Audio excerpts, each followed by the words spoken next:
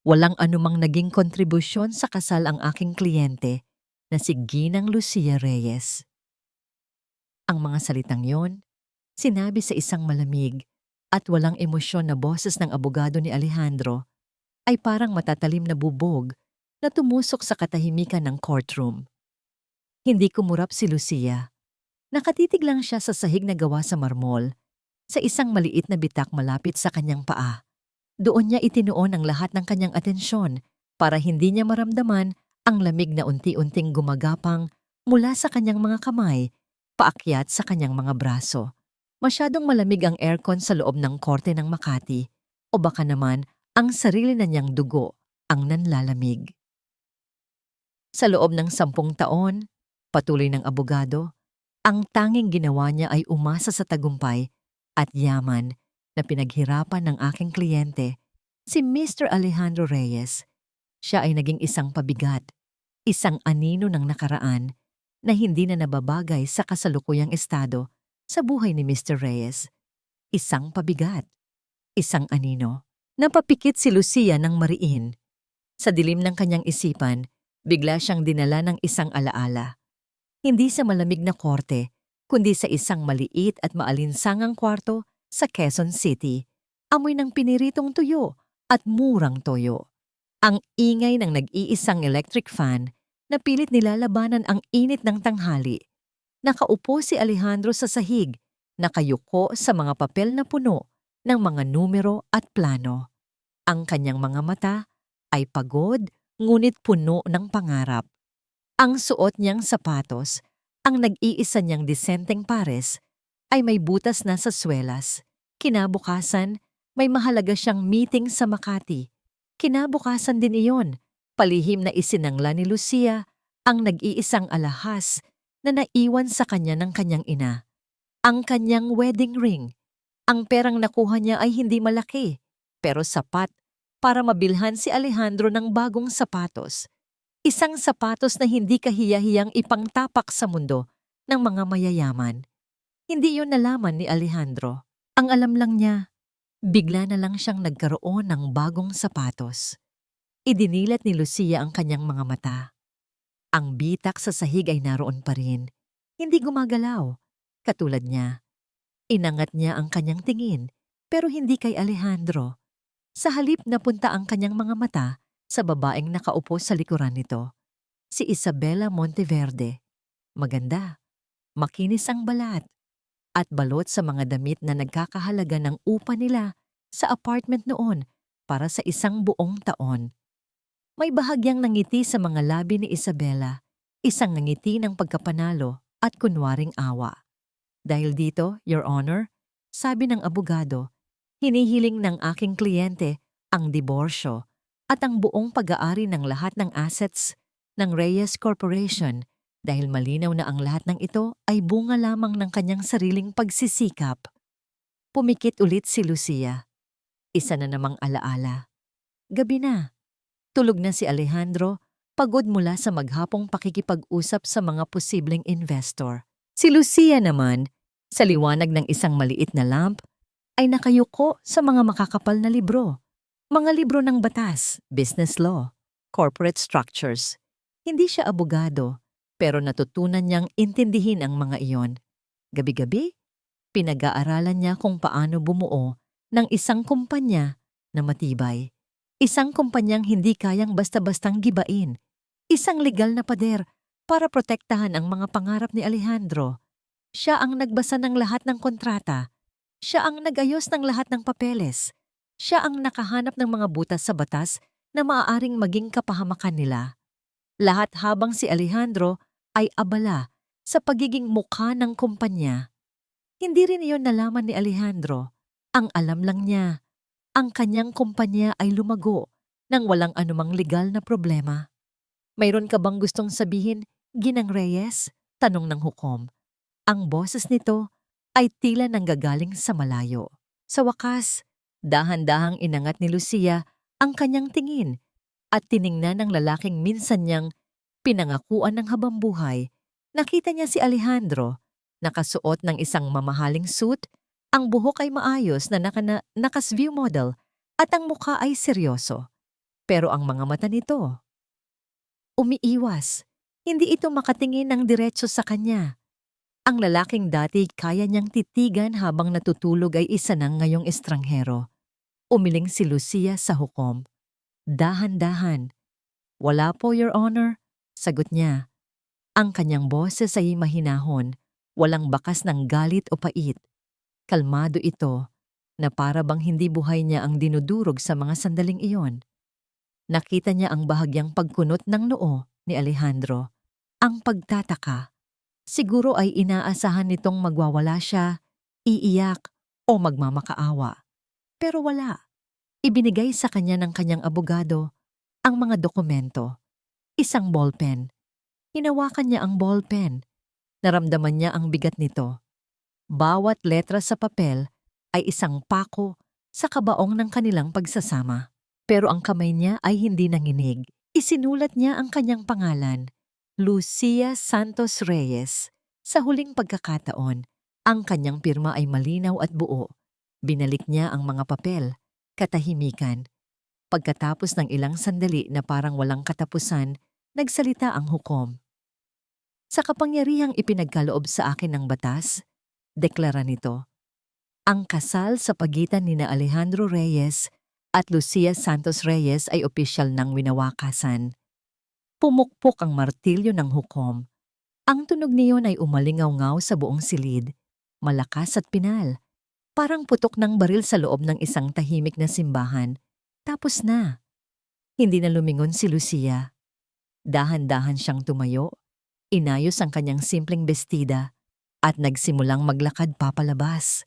Naramdaman niya ang mga mata ng lahat na nakatutok sa kanyang likuran. Ang mga mata ni Alejandro, ang mga mata ni Isabela, ang mga mata ng mga tsismosa sa loob ng korte. Pero nagpatuloy lang siya sa paglakad. Bawat hakbang ay papalayo sa 10 taon ng kanyang buhay. Bawat hakbang ay papalayo sa lalaking minahal niya nang higit pa sa kanyang sarili. Nang marating niya ang malaking pinto, hindi siya nag-atubili.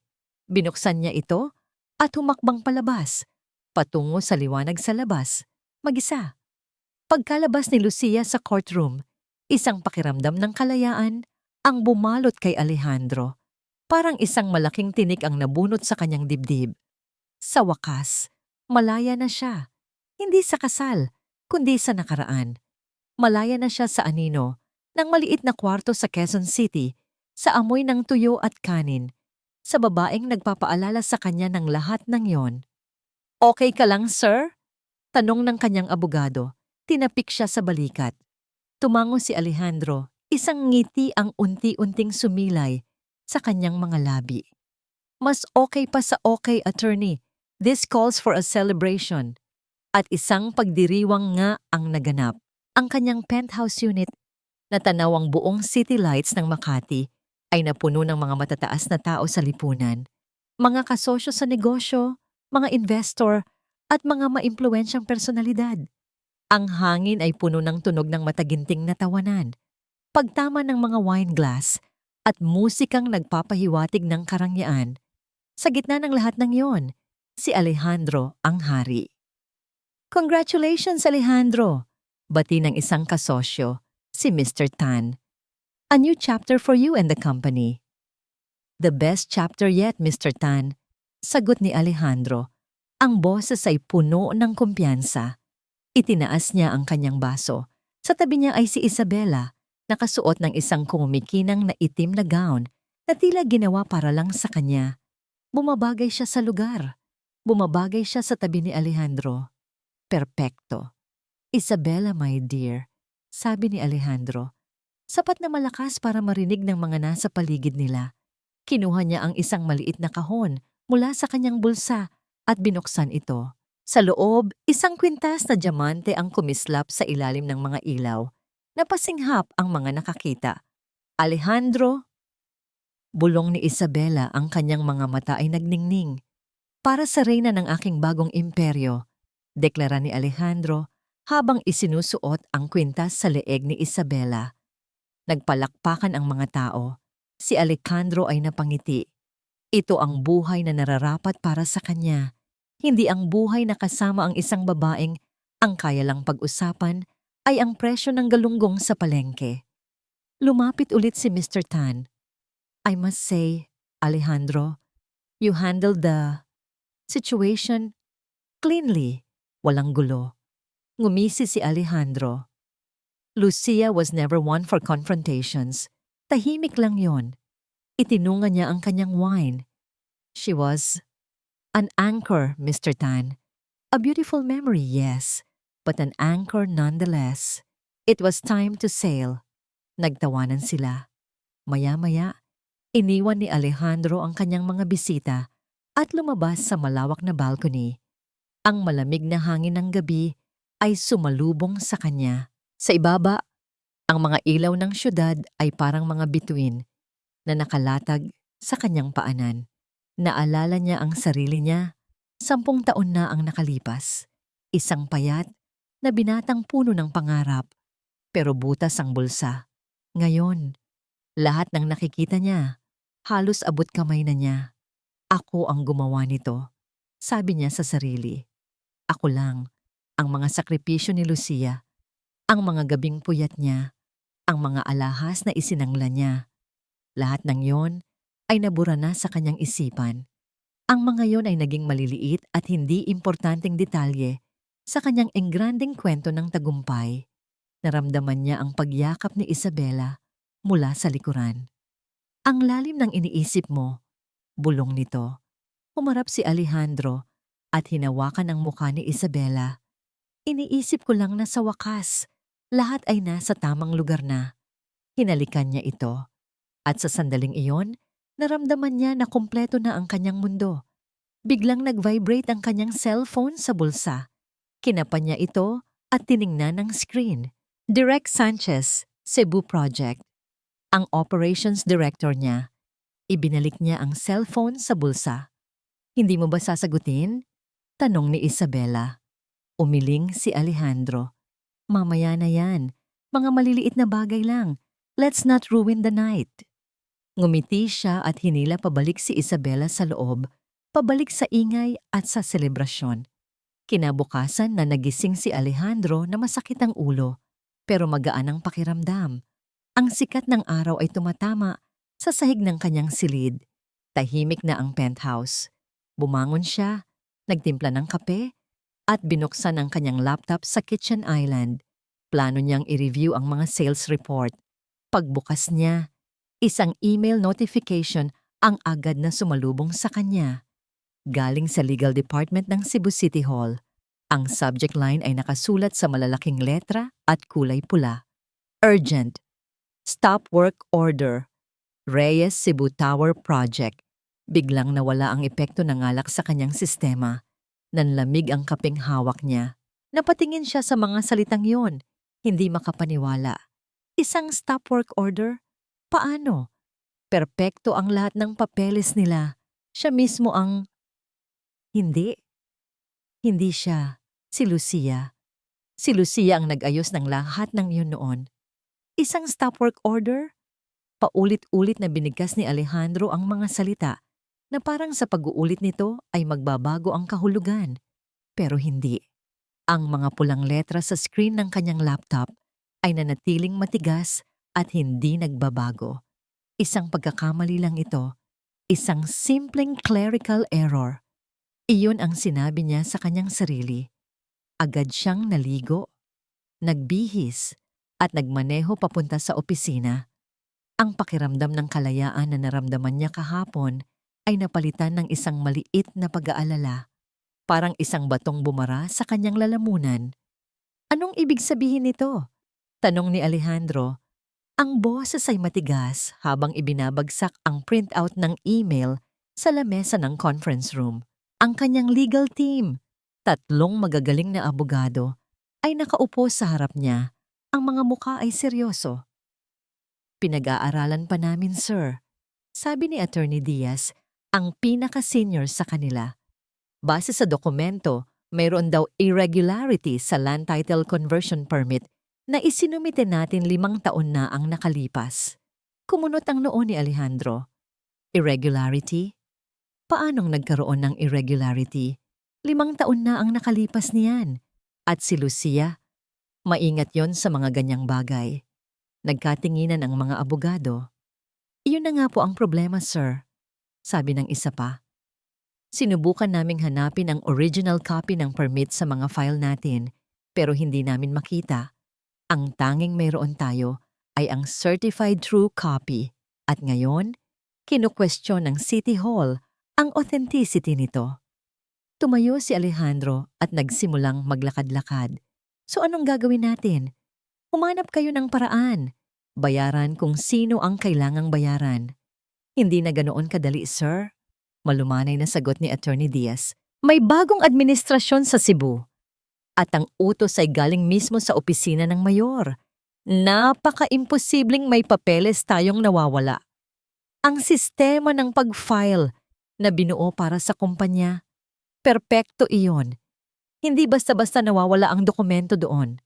Ang sistemang binuo ni Lucia. Isang malamig na kaba ang biglang naramdaman ni Alejandro. Bago pa man siya makasagot, tumunog ang telepono sa conference room. Sinagot ito ng kanyang sekretarya. Pagkatapos ng ilang sandali, ibinigay nito ang telepono kay Alejandro. Ang kamay ay bahagyang nanginginig. Sir, si Mr. Hashimoto ng Hashimoto Corp. From Japan. Agad na inayos ni Alejandro ang kanyang tindig at pilit na pinakalma ang kanyang boses. Ang Hashimoto Corp. Ang pinakamalaki nilang investor para sa bago nilang luxury hotel sa Palawan. Mr. Hashimoto, good morning. Masiglang bati ni Alejandro. Good morning, Mr. Reyes. Sagot ng nasa kabilang linya. Ang boses ay magalang, pero walang init. I'm calling to inform you that we are officially pulling out our investment from the Palawan project. Parang isang suntok sa sikmura ang narinig ni Alejandro. What? Why? Everything is going smoothly. Our risk assessment team has raised some concerns about the legal stability of your corporation, Mr. Reyes. We cannot proceed under such circumstances. The official notice has been sent to your email. I'm sorry. Bago pa man makaprotesta si Alejandro, ibinaba na ang telepono. Sir? Tanong ni Attorney Diaz. Nakikita ang pagbabago sa mukha ng kanilang boss. Hindi sumagot si Alejandro. Bumalik siya sa kanyang opisina at isinara ang pinto ng malakas. Pagkalito. Pag-aalala. Ngayon, napalitan na yon ng inis. Kinuha niya ang kanyang cellphone at tinawagan si Isabela. Ito na ang oras para gamitin ang koneksyon ng mga Monteverde. Hello? Sagot ni Isabela. Ang boses ay parang inaantok pa. Isabela, I need your help. Sabi ni Alejandro, diretsahan. Pakausap mo ako sa dad mo. May problema sa kumpanya. Ano? Anong problema? Tanong nito. Pero may bakas ng pagkainip sa boses. Alejandro, ang aga pa. At may event akong pupuntahan mamaya. This is important, giit ni Alejandro. A major investor pulled out. Natahimik si Isabela sa kabilang linya. Okay, calm down. Titingnan ko kung anong magagawa ko. I'll talk to him. Maybe later tonight. Busy schedule ko ngayon eh. I'll call you back. At bago pa man siya makasagot, pinatay na nito ang tawag.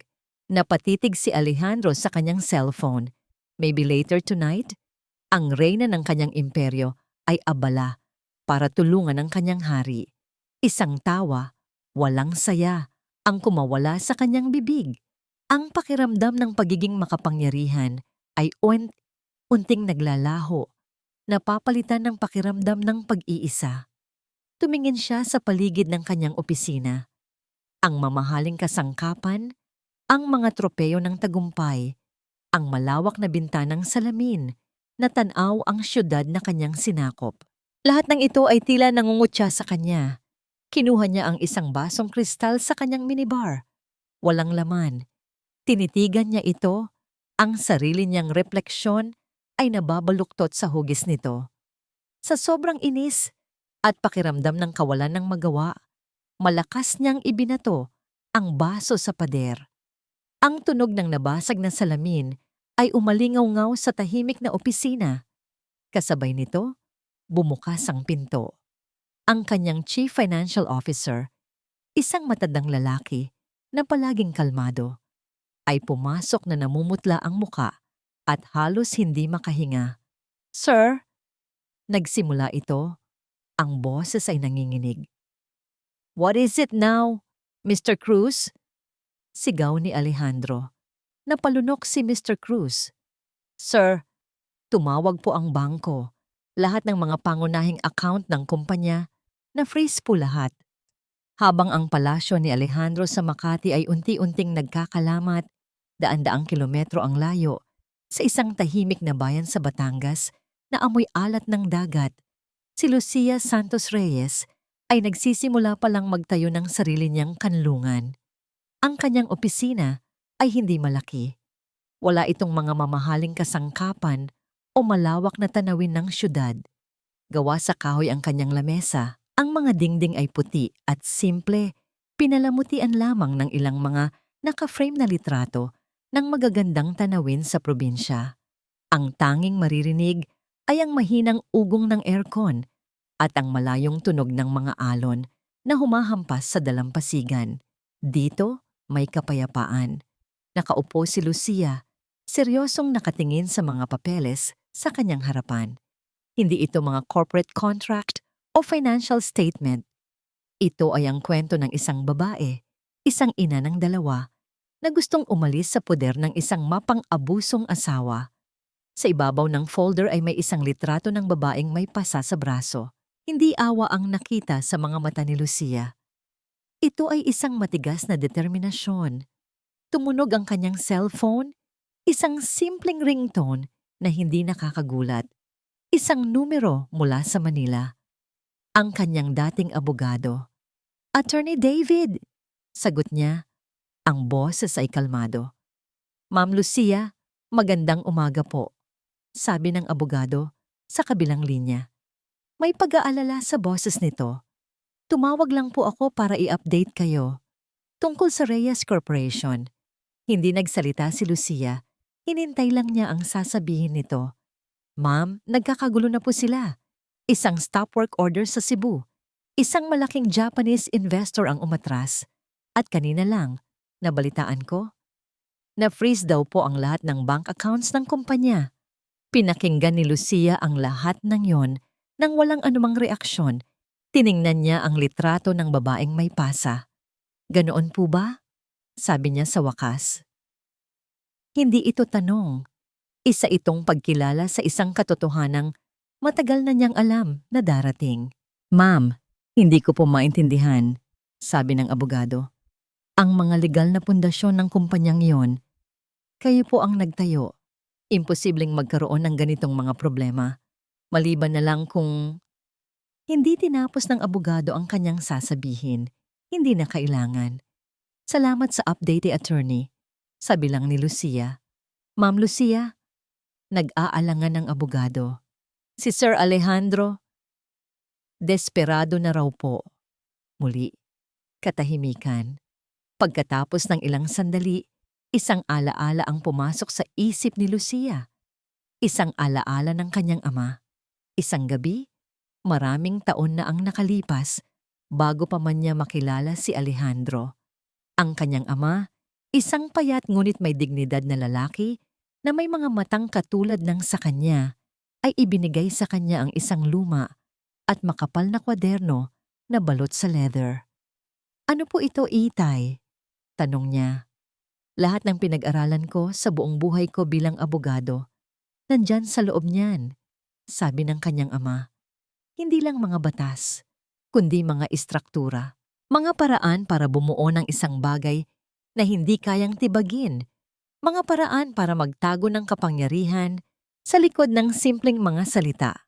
Hinaplos ng kanyang ama ang kanyang buhok. "Ang batas, anak, ay maaaring maging espada o pananggalang. Marami ang gumagamit nito bilang espada para manakit. Pero tayo, gagamitin natin ito bilang pananggalang." Itinuro nito ang kwaderno. "Ito ang pananggalang mo, anak. Gamitin mo ito para protektahan ang anumang itatayo mo." Makalipas ang 1 taon, namatay ang kanyang ama. Ang puso ay puno ng sama ng loob matapos maloko ng isang malaking korporasyon sa Maynila. Ang kwaderno, ang tanging naiwan nitong mahalagang pamana. At ginamit niya ito. Ginamit niya ito para buuin ang Reyes Corporation, para protektahan ang pangarap ni Alejandro. Ginawa niyang isang hindi matinag na kuta ang kumpanya. Isang kuta na siya lang ang may hawak ng susi. Ma'am Lucia, tawag muli ng abogado na nagpabalik sa kanya sa kasalukuyan. Idinilat ni Lucia ang kanyang mga mata. May kailangan pa po ba kayo, attorney? Isa na lang pong tanong, ma'am. Sabi nito. Ang boses ay mas seryoso na ngayon. Ma'am Lucia, isang pirma niyo lang. Isang tawag lang sa mga kontak niyo na nakapaloob sa istrukturang ginawa ninyo. Maaaring bumalik sa normal ang lahat para sa kanya. Sigurado na po ba kayo? Tumayo si Lucia at lumakad patungo sa bintana. Tanaw ang asul na dagat. Ang sariwang hangin ay tila nililinis ang bigat sa kanyang dibdib. Sa unang pagkakataon sa loob ng 10 taon, naramdaman niya na pag-aari niya ang sarili niyang hininga. Tumahimik si Lucia ng ilang sandali. Pinanood niya ang isang ibon na malayang lumilipad sa kalawakan. Pagkatapos, sumagot siya. Ang boses ay kalmado, ngunit may bigat na parang bato. Sigurado ako, attorney. Pagkabigo, galit, at takot.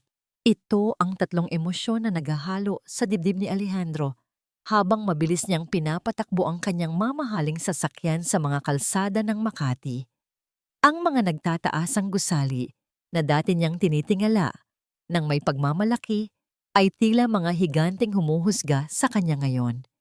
Isa lang ang nasa isip niya, si Isabela, ang pamilya Monteverde. Sila ang huling barahan niya. Sila ang kanyang huling pag-asa. Mabilis siyang nakarating sa Forbes Park, ang eksklusibong subdibisyon kung saan nakatira ang mga pinakamayayaman sa bansa. Huminto siya sa harap ng matataas na pader ng mansyon ng mga Monteverde. Ang malaking gate na gawa sa bakal ay nanatiling sarado. Bumaba siya ng sasakyan. Ang bawat kilos niya ay nagpapakita ng pagmamadali. Kailangan kong makausap si Isabela Monteverde, sabi niya sa security guard na nakatayo sa guardhouse. Ang guard na nakasuot ng plansadong uniforme ay tiningnan siya mula ulo hanggang paa. Pasensya na po, sir. Wala po kaming instruction na darating kayo. Hindi mo ba ako kilala? Inis na tanong ni Alejandro. Ang kanyang boses ay tumaas. I'm Alejandro Reyes. Boyfriend ako ni Isabela. Hindi na tinag ang guard. Kinuha nito ang kanyang radyo. Alpha, may nagpapakilalang Alejandro Reyes dito sa gate. Naghahanap kay Miss Isabela. Ilang sandali ng katahimikan na para kay Alejandro ay isang walang hanggan. Copy, Alpha, sabi ng guard sa radyo. Ibinalik nito ang tingin kay Alejandro. Ang muka ay blanko. Pasensya na po, sir. Wala daw pong bisitang inaasahan si Mr. Monteverde ngayon. Hindi si Mr. Monteverde ang kailangan ko, kundi si Isabela. Sigaw ni Alejandro. Nararamdaman ang pag-init ng kanyang ulo. Wala rin po si Miss Isabela, sir. At utos po na huwag magpapasok ng kahit sino. Ang mga salita ay parang isang pader na humarang sa kanyang harapan. Utos. Hindi siya pwedeng pumasok. Siya, si Alejandro Reyes, ay hindi pinapapasok. Wala siyang nagawa, kundi bumalik sa kanyang sasakyan. Isinara niya ang pinto ng malakas. Hinampas niya ang manibela. Kinuha niya ang kanyang cellphone at paulit-ulit na tinawagan si Isabela.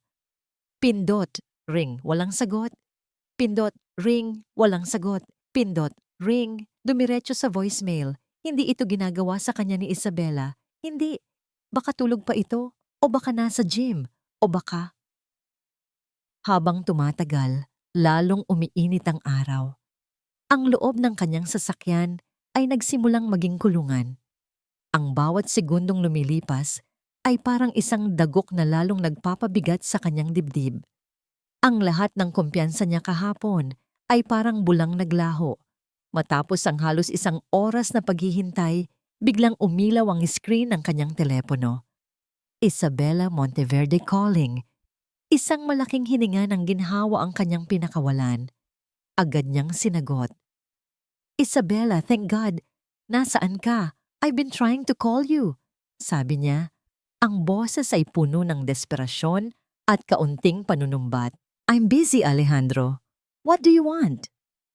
Ang boses sa kabilang linya ay malamig. Walang emosyon. Parang nakikipag-usap sa isang sales agent. Hindi ang malambing na boses na nakasanayan niya. What do I want? Hindi makapaniwalang tanong ni Alejandro.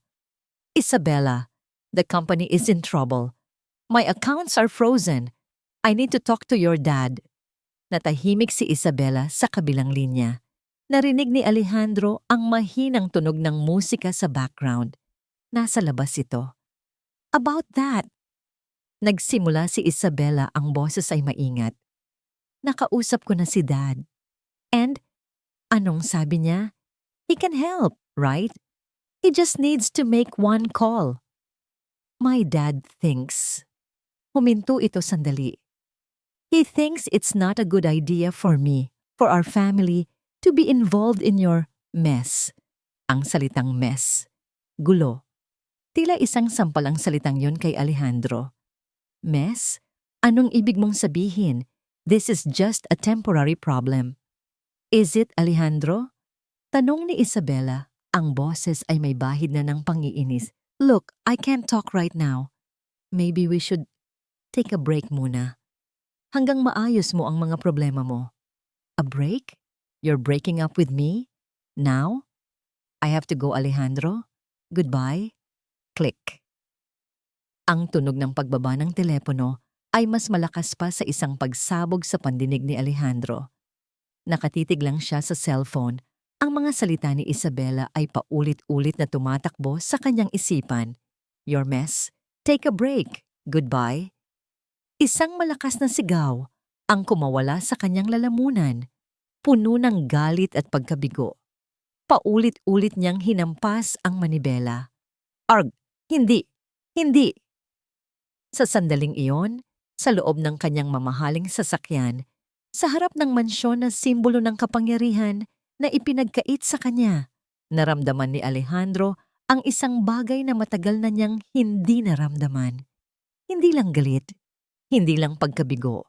Ito yung takot, tunay na takot.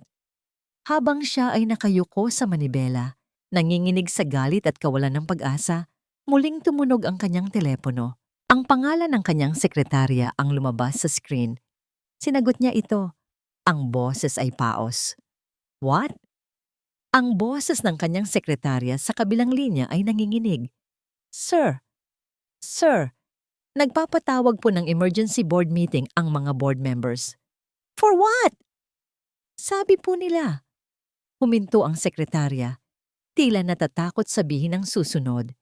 Sabi po nila, may isang major stockholder na nagpakilala na at siya na daw po ang may kontrol sa kumpanya. Ang conference room ng Reyes Corporation, na karaniwang puno ng ingay na mga diskusyon at debate, ay nababalot ngayon ng isang mabigat na katahimikan. Bawat miyembro ng Board of Directors ay nakaupo sa kani-kanilang upuan.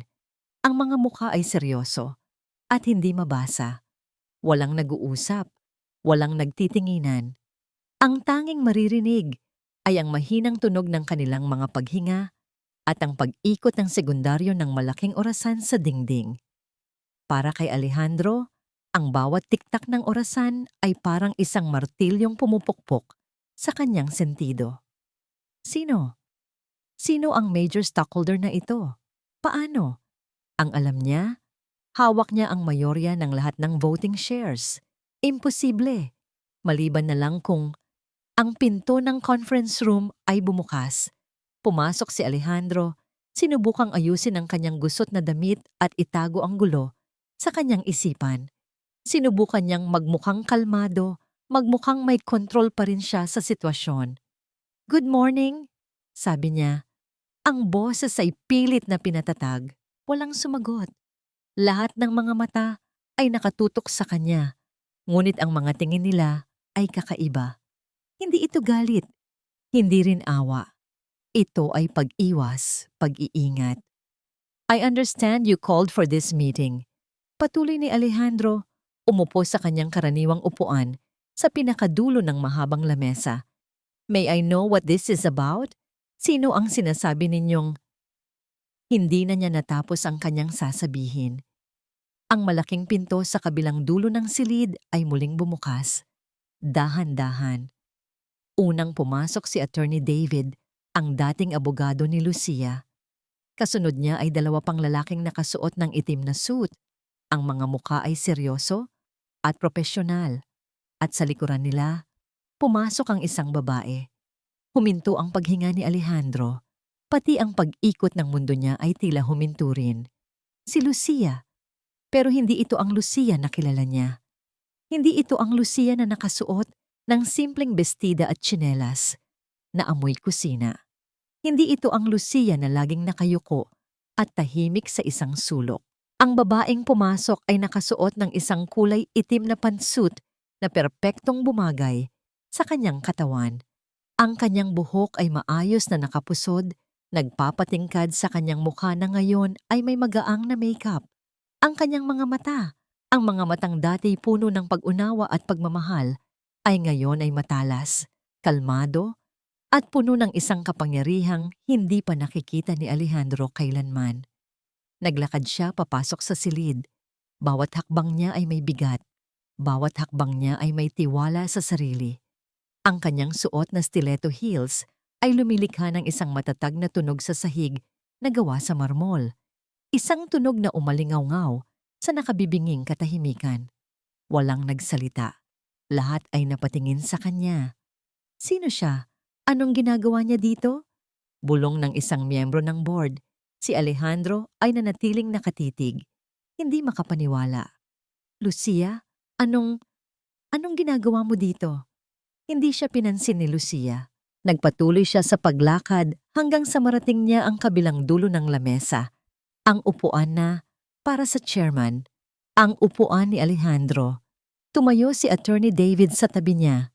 Magandang umaga sa inyong lahat. Nagsimula si Attorney David, ang boses ay malinaw at formal. Ipinatawag namin ang pulong na ito para opisyal na ipakilala ang tunay na may-ari at ang controlling stockholder ng Reyes Corporation.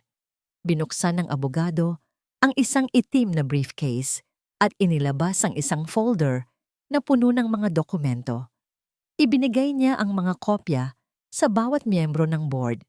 Ang Reyes Corporation, patuloy ni Attorney David, ay pag-aari ng isang parent company na nakabase sa Singapore, ang Santos Holdings, at ang nag-iisang may-ari, ang presidente at CEO ng Santos Holdings, ay ang babaeng nasa harapan ninyo. Tumingin ang abogado kay Lucia. Ladies and gentlemen of the board, I present to you Ginang Lucia Santos Reyes. Parang isang bombang sumabog sa loob ng silid. Ano? Paanong nangyari iyan? Halos pasigaw na tanong ni Alejandro. Tumatayo mula sa kanyang upuan. Dinampot niya ang mga papel. Binasa niya. Nandoon nga. Mga dokumentong hindi niya maintindihan. Mga pangalan ng kumpanyang hindi niya alam. At sa dulo ng lahat ng yon, ang pirma niya. Mga pirma mula sa mga nakaraang taon, sa mga dokumentong ibinibigay sa kanya ni Lucia na hindi man lang niya binabasa ng maayos dahil si Lucia na ang bahala dyan. This is impossible, sigaw niya. This is fraud. Hindi ito panloloko, Mr. Reyes. Mahinahong sagot ni Attorney David. Ito ay isang legal na istruktura. Isang istrukturang kayo mismo ang pumirma at sumang-ayon taon-taon. Sa wakas, pagkatapos ng lahat ng yon, tumingin si Lucia kay Alejandro. Ang mga mata nila ay nagtagpo sa gitna ng mahabang lamesa. Wala siyang nakitang galit sa mga mata ni Lucia, wala ring saya. Ang nakita niya ay isang malamig na katahimikan, isang kalmadong distansya na parang isang pader na salamin na hindi niya kayang basagin. Dahan-dahang umupo si Lucia sa upuan ng chairman. Ang upuan na dati pag-aari ni Alejandro, itinikom niya ang kanyang mga kamay sa ibabaw ng lamesa. Tiningnan niya ang bawat miyembro ng board. At pagkatapos, Sa isang boses na malinaw, matatag, at puno ng awtoridad, sinabi niya ang mga salitang tuluyang gumiba sa mundo ni Alejandro. Magsimula na ang pulong. Ang pulong ay natapos nang hindi man lang natatanong si Alejandro ng kahit isang opinyon. Ang mga desisyon ay ginawa. Ang mga utos ay ibinigay. Lahat mula sa bibig ni Lucia na sinangayunan naman ng buong board. Si Alejandro ay naging isang manonood lamang sa sarili niyang kaharian. Isang multo sa sarili niyang conference room. Nang tumayo si Lucia para umalis, agad na kumilos si Alejandro. Sinalubong niya ito bago pa man ito makalabas ng pinto. "Lucia, sandali," sabi niya. Ang boses ay nagmamakaawa sa unang pagkakataon sa loob ng maraming taon. "Mag-usap tayo. Please, kahit 5 minuto lang." Huminto si Lucia, ngunit hindi siya nito tiningnan. Nanatili itong nakatingin sa kanyang abogado na si Attorney David. "Attorney," sabi ni Lucia, ang boses ay malamig at formal. "Pakisabihan si Mr. Reyes na kung mayroon siyang anumang katanungan o concern, idaan niya ito sa legal correspondence. Simula ngayon, lahat ng komunikasyon ay dapat dumaan sa mga abogado." Pagkasabi niyon, nagsimula na siyang muling maglakad, kasama ang kanyang mga alalay. Naiwang nakatayo si Alejandro sa gitna ng hallway, parang isang estatwang binuhusan ng malamig na tubig. Ang bawat salita ay parang isang sampal. "Mr. Reyes, hindi na Alejandro." At ang pader na itinayo niya sa pagitan nila sa korte, ginamit ngayon ni Lucia laban sa kanya, pero mas mataas, mas matibay at hindi niya kayang akyatin. Bumalik siya sa kanyang penthouse, ang isipan ay gulong-gulo. Ang lugar na dati simbolo ng kanyang tagumpay ay tila isang malaking kulungan ngayon. Ang bawat mamahaling gamit ay parang nangungutya sa kanyang kabiguan. Umupo siya sa kanyang sofa, ang katawan ay mabigat. Kailangan niyang mag-isip, kailangan niyang humanap ng butas, ng paraan para labanan ito. Binuksan niya ang kanyang laptop, umaasang may makikitang magbibigay sa kanya ng ideya. At doon, sa pinakaitaas ng kanyang inbox, may isang bagong email. Galing sa opisina ni Attorney David. Ang subject, Official Notice of Legal Safeguard Withdrawal. Nanginginig ang kamay niya habang binubuksan ang email. Ang laman nito ay puno ng mga salitang legal na hindi niya lubos maintindihan. Mga terminolohiya tungkol sa trust agreements, corporate veils at intellectual property ownership.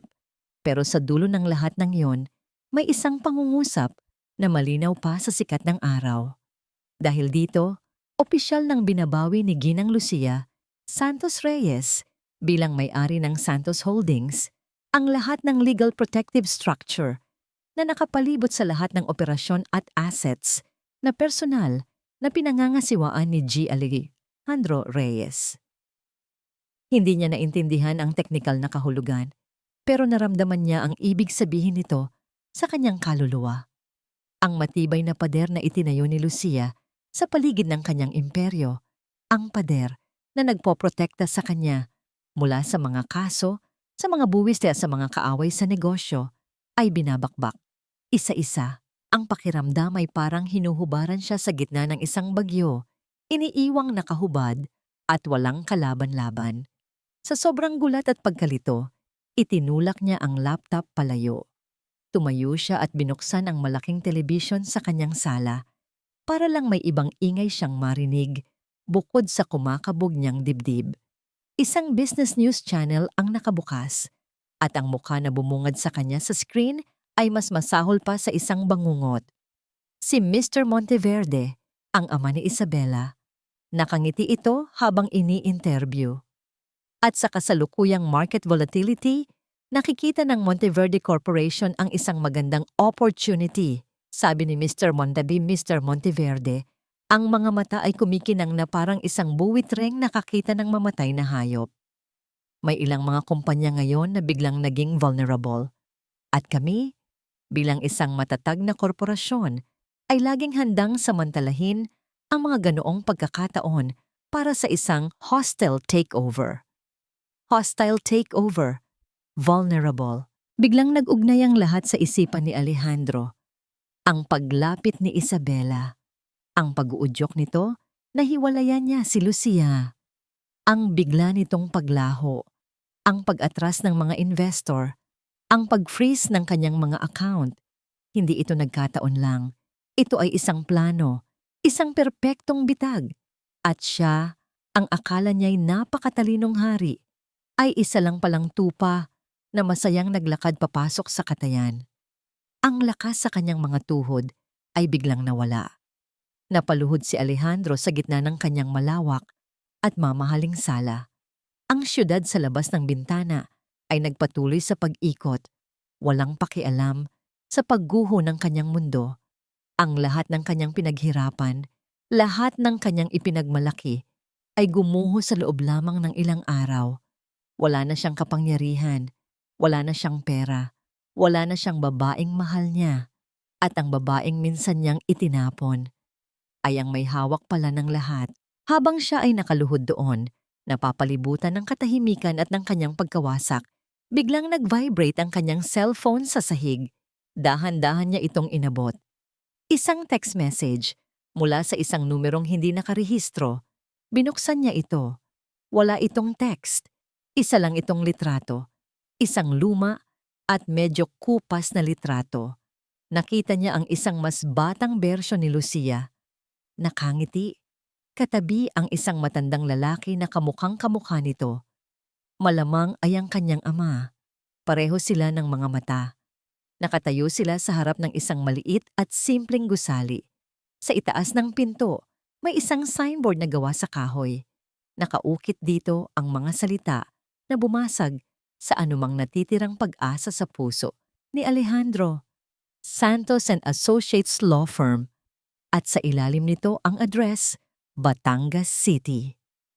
Sa isang iglap, naintindihan niya ang lahat. Ang galing ni Lucia sa batas ay hindi galing sa mga librong binabasa niya sa gabi. Ito ay nasa kanyang dugo. At ang pamilyang Santos na binaliwala niya at itinuring na probinsyano ay ang pamilyang nagmamay-ari pala ng lahat ng nasa kanya. Binitiwan ni Alejandro ang cellphone. Dumulas ito mula sa kanyang nanginginig na kamay at nahulog sa sahig. Ang screen nito ay nag-crack, parang isang perpektong simbolo ng kanyang durog na buhay. Napayuko siya. Ang kanyang mga siko ay nakatukod sa sahig. At sa gitna ng kanyang penthouse na puno ng mga tropeyo ng pekeng tagumpay, sa unang pagkakataon mula noong siya ay isang batang walang-wala, si Alejandro Reyes, ang hari ng Makati na nawalan ng kaharian, ay napahagulhol na parang isang batang nawawala. Hindi alam ni Alejandro kung paano siya nakapagmaneho. Ang biyahe mula Makati hanggang Batangas ay malabo sa kanyang isipan, isang magulong pagkakasunod-sunod ng mga ilaw, malakas na ulan na humahampas sa windshield, at ang paulit-ulit na imahe ng litratong iyon. Santos and Associates. Wala siyang tulog. Wala siyang kain. Ang tanging nagpapatakbo sa kanya ay isang desperadong pangangailangan. Ang malaman ng katotohanan, gaano man ito kasakit. Madaling araw na nang marating niya ang Batangas City. Nagtanong-tanong siya sa mga taong nag-aayos ng kanilang mga tindahan sa palengke. Ang pangalang Santos ay kilala pala doon. Isang pamilya ng mga magagaling na abogado, sabi nila. Ang huling abogadong Santos ay matagal nang pumanaw. Mayroon itong nag-iisang anak na babae na lumuwas ng Maynila.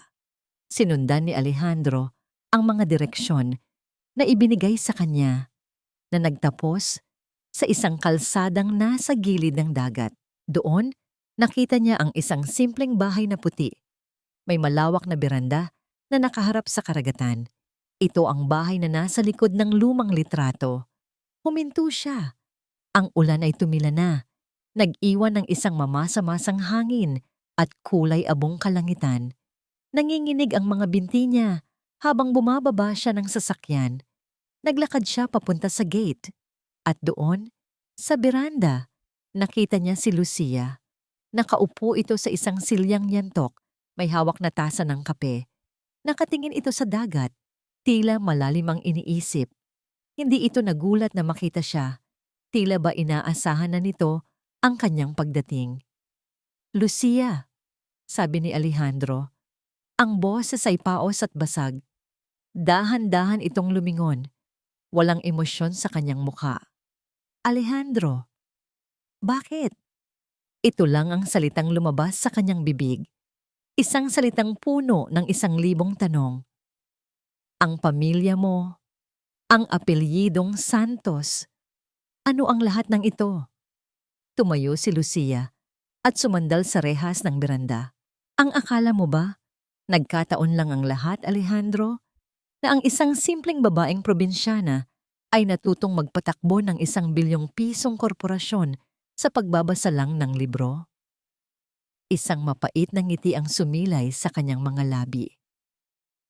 Ang ama ko, si Attorney Miguel Santos, ay isa sa mga pinakamagaling na corporate lawyer sa bansa. Maliit lang ang opisina niya, pero ang isip niya, malawak. Siya ang nagtayo ng mga legal na pundasyon para sa ilan sa mga pinakamalalaking kumpanya sa Pilipinas, pero mas pinili niyang manatili dito, sa probinsya. Hanggang isang araw, patuloy ni Lucia, ang boses ay bahagyang nanginig sa unang pagkakataon. Isang malaking korporasyon mula sa Maynila ang lumapit sa kanya para sa isang malaking proyekto. Pinagkatiwalaan sila ng tatay ko. Ibinigay niya ang lahat ng kanyang galing at kaalaman. Pero sa huli, nilinlang siya. Ninakaw ang kanyang mga ideya at siniraan siya hanggang sa mawala ang lahat sa kanya. Namatay si Itay, nawasak ang puso at reputasyon. Tumingin si Lucia ng diretso sa mga mata ni Alejandro. Ang pangalan ng korporasyong yon ay Monteverde Corporation. Parang isang malakas na kulog ang narinig ni Alejandro kahit wala namang kidlat. Si Isabela? Si Isabela Monteverde, kumpirma ni Lucia. Ang boses ay muling naging matigas. Ang paglapit niya sa iyo ay hindi aksidente. Ito ay isang plano. Matagal na nilang alam na ako ang nasa likod ng legal na istruktura ng Reyes Corp. Alam nilang habang nandyan ako, hindi nila magagalaw ang kumpanya mo. Kaya kailangan nilang paalisin ako. Humakbang si Alejandro papalapit, hindi makapaniwala. Kaya inudyukan kanyang hiwalayan ako. Hindi, mariing sabi ni Lucia. Hindi niya ako inudyukan. Hinintay lang niya na ikaw mismo ang gumawa noon. Hinintay lang niya na ang sarili mong pagtingin sa akin, na ako ay isang pabigat, isang babaeng luma at walang silbi, ang magtulak sa'yo na itapon ako. Ikaw ang gumawa ng desisyon, Alejandro. Ginawa mo lang mas madali ang trabaho para sa kanila. Ang bawat salita ay parang laso na unti-unting pumapatay sa kaluluwa ni Alejandro. Siya, ang kanyang kayabangan, ang kanyang pagiging sakim sa katayuan sa lipunan. Iyon ang naging sandata ng kanyang mga kaaway. Hindi siya ang biktima.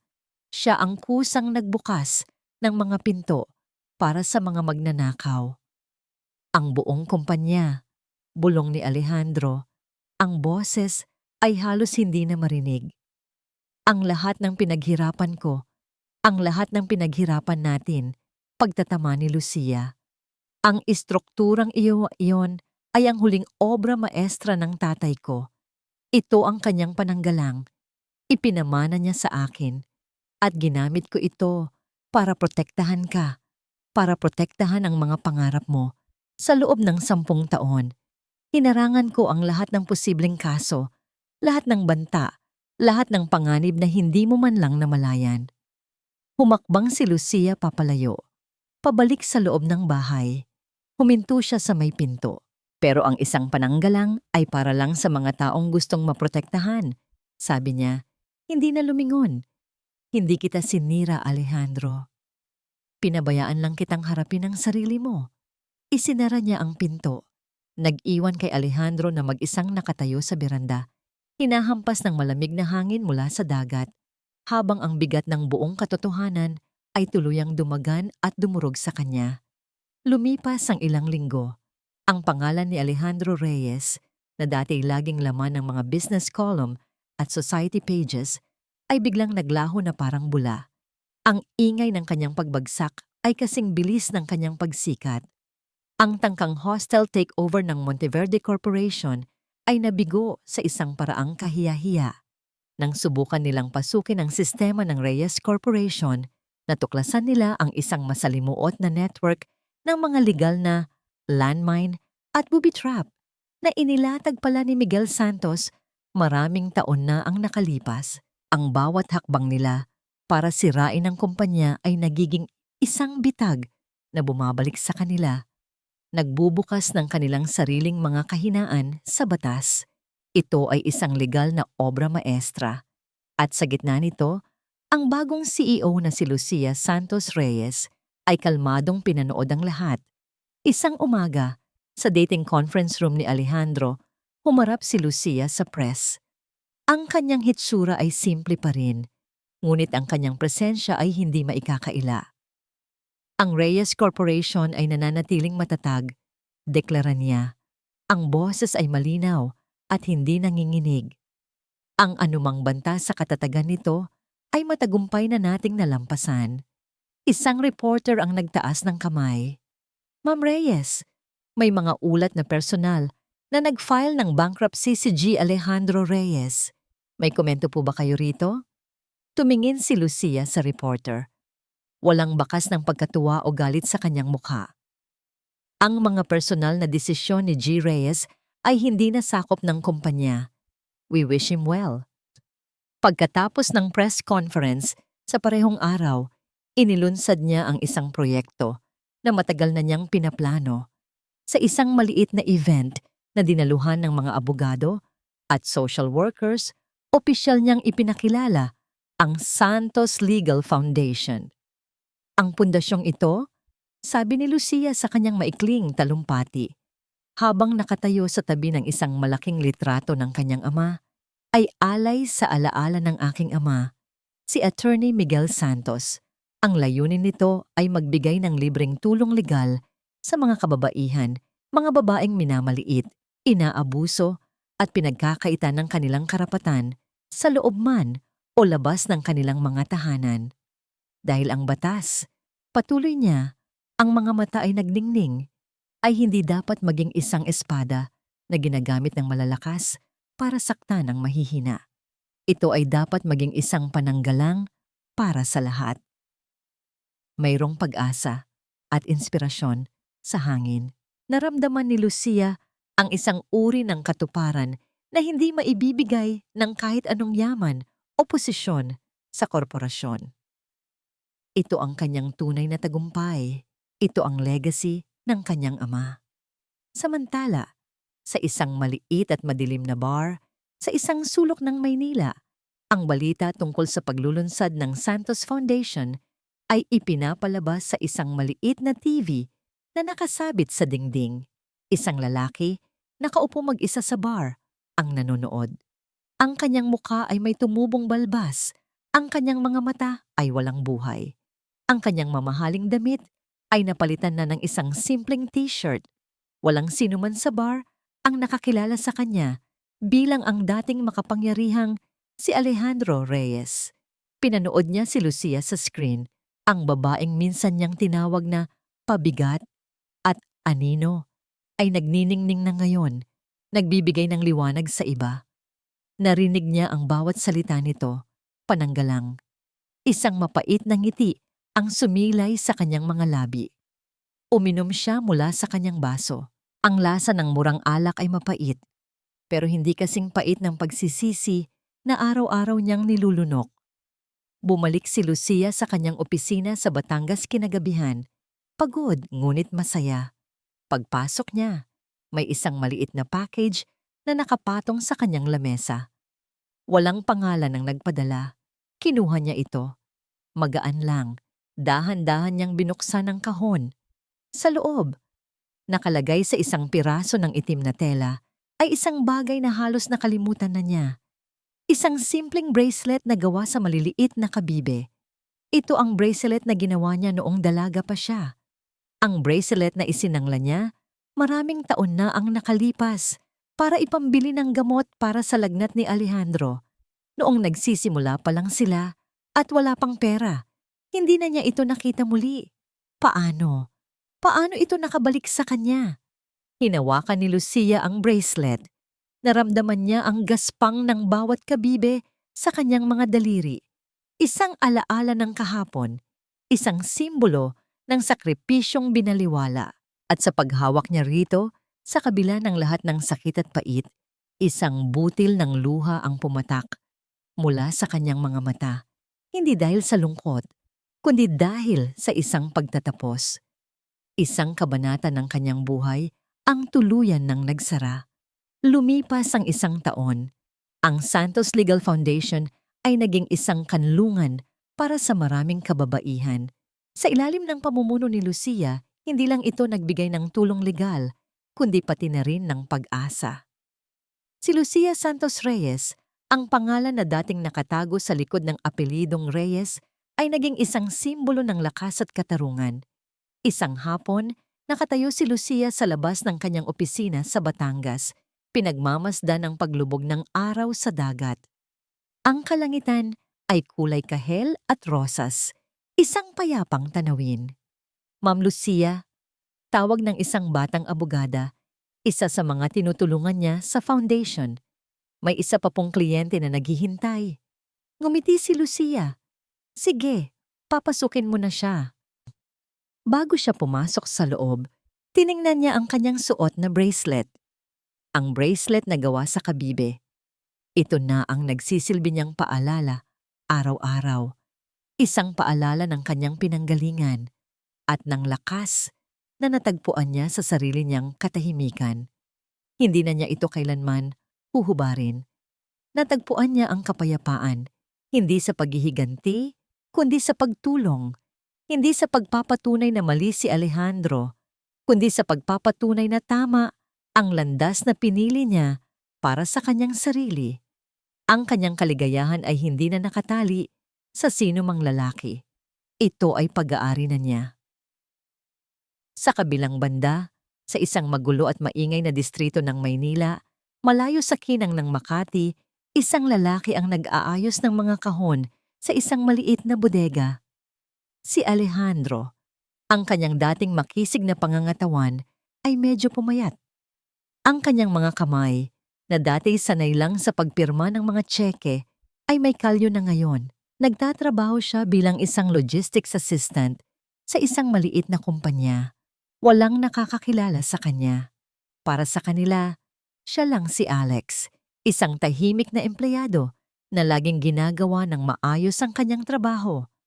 Pagkatapos ng kanyang shift, naglakad siya pauwi sa kanyang inuupahang maliit na apartment.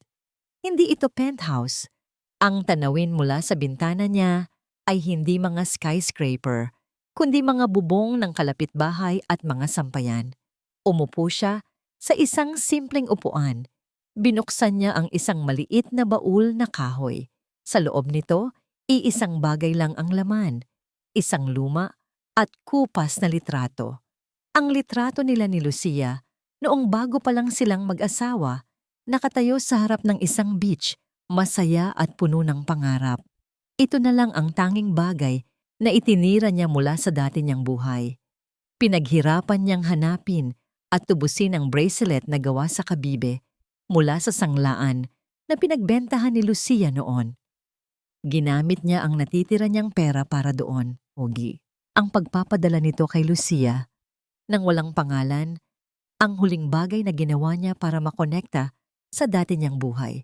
Isa yung pag-amin ng kasalanan. Isang tahimik na paghingi ng tawad na alam niyang hinding-hindi niya masasabi ng harapan. Hindi na siya mayaman. Wala na siyang kapangyarihan. Wala na siyang karangalan. Pero sa katahimikan ng kanyang simpleng buhay, sa gitna ng lahat ng nawala sa kanya, sa wakas ay may isang bagay siyang natagpuan. Ang katotohanan. Ang masakit, hindi maikakaila. at nakapagpapalayang katotohanan. Ang babaeng itinuring niyang walang silbi ay ang pundasyon pala ng kanyang buong buhay. At sa pagwasak niya rito, winasak niya rin ang kanyang sarili. Tumingin si Alejandro sa labas ng bintana, sa mga ordinaryong bubong at sampayan. Ang mga mata niya ay hindi na puno ng ambisyon o kayabangan. Puno na ito ng pag-unawa. At sa unang pagkakataon, sa gitna ng kanyang kawalan, isang maliit at malungkot na ngiti ang sumilay sa kanyang mga labi, kasabay ng isang butil ng luhang dahan-dahang pumatak sa kanyang pisngi.